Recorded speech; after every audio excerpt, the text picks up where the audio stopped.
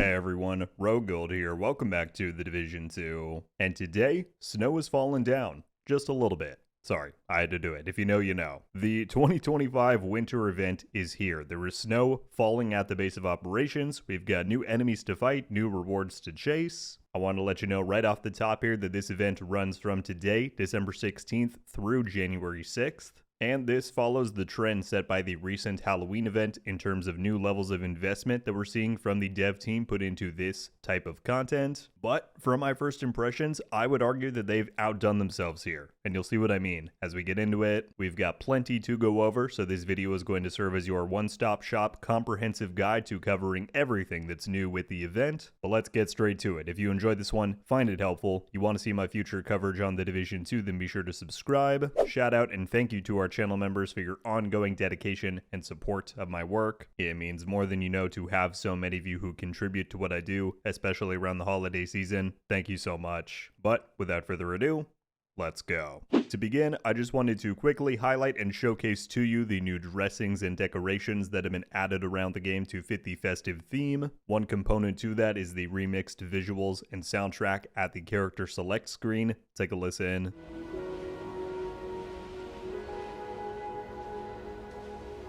And then, just like with the Halloween event, every social space within the game has been decked out in holiday cheer. We already took a look at the base, but here's a look at the theater. Here's the campus. You've got Haven in New York. And finally, the bridge in Brooklyn.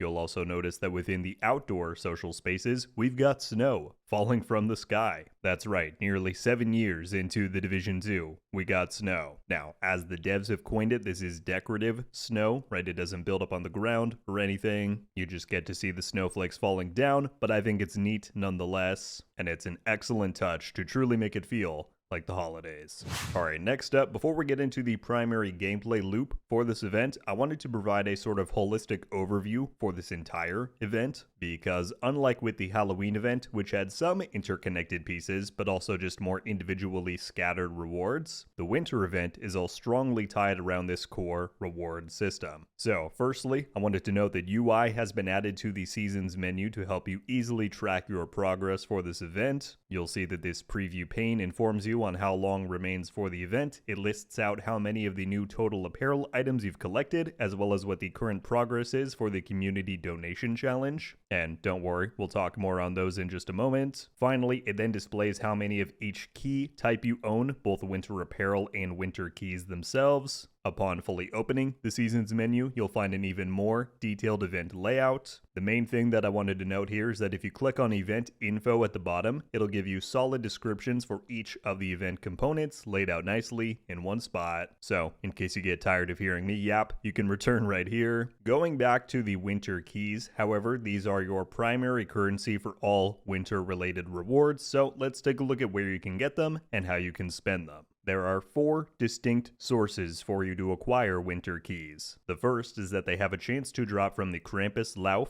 These are Krampus's minions that can spawn out in the open world while the event is here. More on them in the next section. 2 is that you're guaranteed 1 key each time you defeat Krampus himself. Again, more on how to go about finding and fighting him next. 3 is that they have a chance to drop from Summit crates. These are the chests at the end of every 3-floor run in Summit, the ones that you need to find and collect the keys for to unlock them as you play. And then finally, you have a chance to get them from gift boxes that have been hidden around DC. Now, I want to briefly go over this whole gift box mechanic here, as it holds a bit more significance than the devs originally led onto. The info I'm about to give here is community-sourced information, so just keep that in mind, as it goes without saying to take this with a grain of salt, but I would not share this here if I did not think it was legit. So, there are supposedly 40 total green gift boxes scattered around DC. Each one that you open up, which you can do by shooting them, will guarantee you a named item drop, and supposedly these can include Dark Zone exclusive named items, but then you also receive a Legacy Holiday apparel item. So whether it's weapon skins, backpack trophies, emotes, or more that have been released in past years' holiday events, if there are any of those things that you do not own, you will be given 1 per box open. You won't actually see me getting those in the footage here, as I have all of the legacy items, but I think this is a really neat thing for them to do. On top of those rewards, as we already noted, you do have a chance to get winter keys from these two. So far, I've only found 2 of the total 40 presents that there supposedly are. One of those is just below the bank headquarters main mission on the corner of F and 18th Street. The other is just south of the White House at the upper end of the Christmas market. Given the significance of these gift boxes, there may be a guide to finding all 40 presents video coming up. We'll see. Partially because there is allegedly a hidden commendation that you unlock for finding and shooting all 40 presents,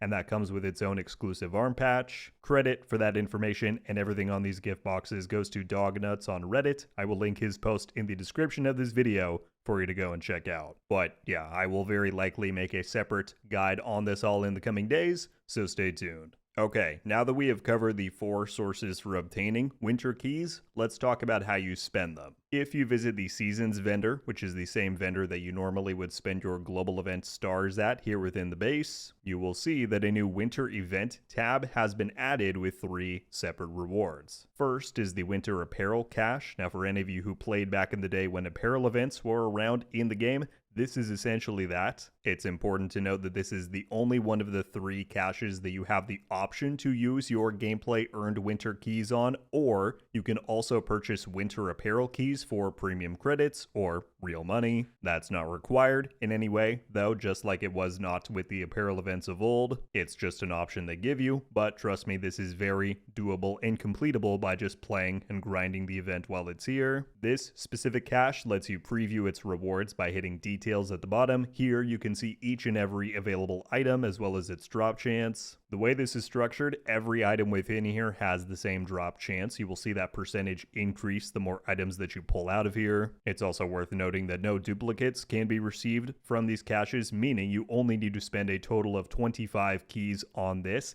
as that is the total number of items it offers. Once you're done, you're done. There's no gimmick or chance-based nature to this. In here, there are 5 outfits in total, including the dark Krampus uniform and mask, which I saw some claim would be a paid-only edition. Nope, it's here for free. And there looks to be some solid items in here, so good stuff.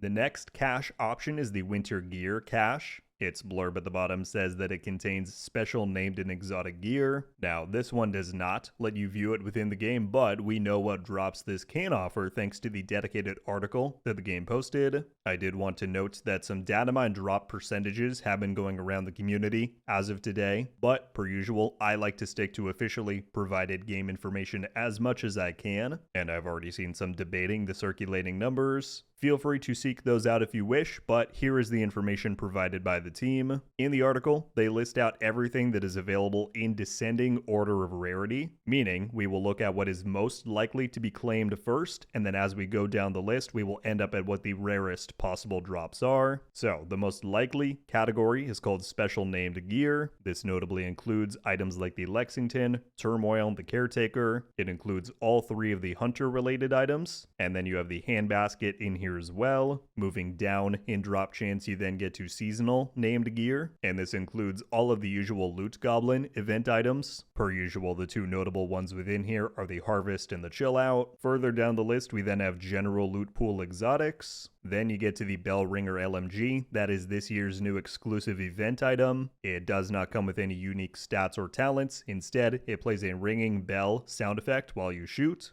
And then finally, at the lowest drop chance within the cache, you have a curated selection of exclusive exotics, and that includes the Eagle Bearer, the Ouroboros, and the Regulus. Now again, while we are not looking at them within this video, the data mine suggests that the drop rates for these are higher than what they are during stretch goals, for example. And I know I've already seen one happy agent within our Discord server who already got a Regulus and Ouroboros as of this morning. So, who knows? You might get lucky. Okay, that is the gameplay cache, and then finally, we move on to the Winter Community cache. This is essentially what is a community-wide key donation drive. And what you'll see when you hover over this, or when you're looking at the event UI or wherever else, what it shows you is the total number of keys that have been donated to this cache by all players on your platform. I did want to offer some clarification here. Yesterday in the developer stream, it was implied that 1 million key donations were needed to hit the goal, and that those numbers would be tracked across all platforms. But we got some updated communication today saying that it is in fact not tracked cross-platform. And so, in light of that, each individual platform only needs to hit 330,000 keys in total. console. So whether you play on PC, Xbox, or PlayStation, you can live track your platform's progress by looking at this, see how many total keys have been donated. At the bottom here, it shows you what the personal donation goals are to hit. So if you donate 10, 20, and 30 winter keys, it will award you with a bronze, silver, and gold Krampus arm patch respectively. Ultimately, again, the goal is to hit 330,000 key donations from your entire platform. If that goal is achieved, then anybody who donated at least one key to the cause is rewarded with the white Krampus uniform. This is the same one that the Krampus Boss wears. There are two really important notes that I want to make here. Again, to emphasize, you must have participated by donating at least one key to be eligible for this, so be sure to do that. And then additionally, when and if the goal is reached, you will need one more winter key to unlock and claim the reward. So don't slack on this. There is a reality where one or even all of the platforms might not hit the goal and therefore don't receive the reward. Be generous, get to grinding, and don't forget that this goal needs to be hit and you must claim the reward if it is hit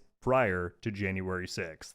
Alright, now that we've covered keys, rewards, all of that, let's move on to the Krampus hunt and the new gameplay that this event provides. This section is going to be quite similar to the Halloween event with the Houndsman and the Warhound setup, so this may seem familiar if you participated in that. While the event is here, as you traverse DC's open world, there is a chance that Krampus Lauf will spawn near you. These look and behave very similarly to kill squads from Retaliations, though they do have Krampus masks on, which is a nice touch. So these comprise of a squad of 4 named enemies. Defeating them gives you a chance to earn a winter key, as we covered, but then also a chance to get the Krampus bounty. To clarify though, this is a chance, just like the Houndsman was, so you may need to hunt and fight several minion squads before you get one. Once you do get one to drop, it will be in one of the Krampus Lauf's loot piles. Just walk over to claim and activate the bounty. Before we fully move on to that though, I did want to mention that as far as the spawn system goes for these minions, the devs had said that this system was going to be far more dynamic and not limited to the loot goblin spawns like we saw with the Warhounds back during Halloween. And that is true, but you will come to find out very quickly that these can still spawn at loot goblin spots on top of many more open world spawn points. There does seem to be a bit of a cooldown between when one of these squads can spawn in, so sometimes it does work out to just fast travel to and away from loot goblin spawn locations. I'm sure you all will find the ideal route and pacing that works best for you.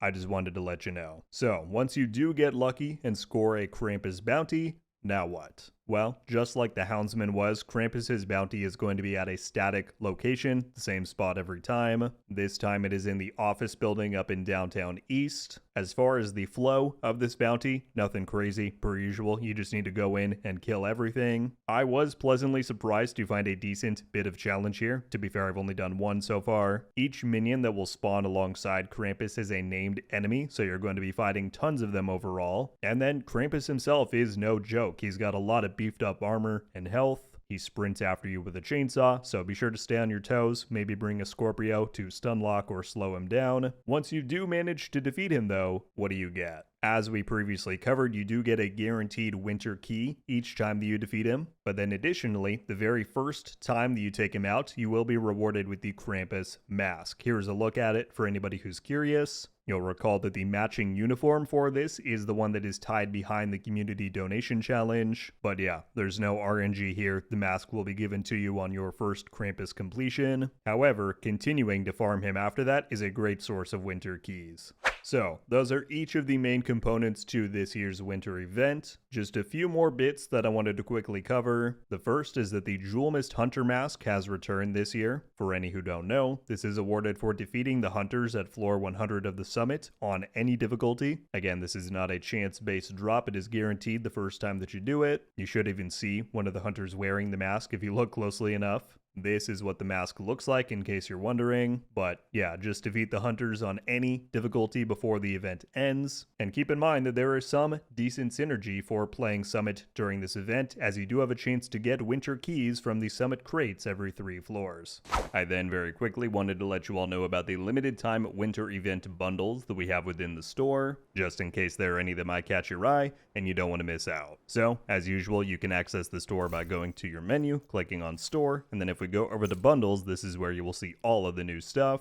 Firstly, you have the holiday bundle here. This includes skill VFX for the Seeker Mine, the drone, and the hive down here. Looking pretty good. Keep in mind that you do get the turret VFX for free via the winter apparel gameplay cache. So yeah, just depends on what skills you use, which ones look good to you. And then if we tab all the way back here, we have the Yeti bundle. This one, I couldn't tell you what I think about it. You get a lion head, or I guess it's a Yeti. Looks like a lion to me. And a bunch of other similarly themed fur apparel here. So if you want this one, it's here. Do note as well that if you buy the entire bundle, you'll see on the right side that there is a completion reward of the Yeti backpack trophy. I kind of wish we were able to preview that to get a sense of what it looks like, but that is here. So both the Yeti bundle and the holiday bundle here are set to expire at the end of the event. Finally, I then wanted to remind everybody that a new round of festive-themed Twitch drops began today. Here is the infographic with all of the information that you need. It runs for 10 days in total until the 26th. And by completing the track, you can gain 2 caches, 1 weapon skin, and 2 backpack trophies. You'll just need to link your Twitch and Ubisoft accounts in Twitch settings and then watch anybody on that platform who has drops enabled. Just be sure to claim them in the drops menu once completed, and they then should show up in-game. Okay, everybody, well that was a lot, but I think we have finally covered everything that you need to know about this year's winter event. Of course, we'll need some time to feel things out, but so far, I'm very pleased with what we're seeing. The whole key and cache system feels quite fair, yet still grindy, which I appreciate. Krampus is fun. There's still open world secrets to discover. So at this point, if you have any remaining questions about anything from the winter event, feel free to leave it down in the comments below. Additionally, I would love to get some of your initial thoughts on this event. How does it shape up to Halloween? Are there any additional changes or improvements you think could be made? Let me know. I'm curious to read through. That's going to do it for me on this one, though. Happy holidays. Thank you all so much for watching. And until I see you next, RogueGold.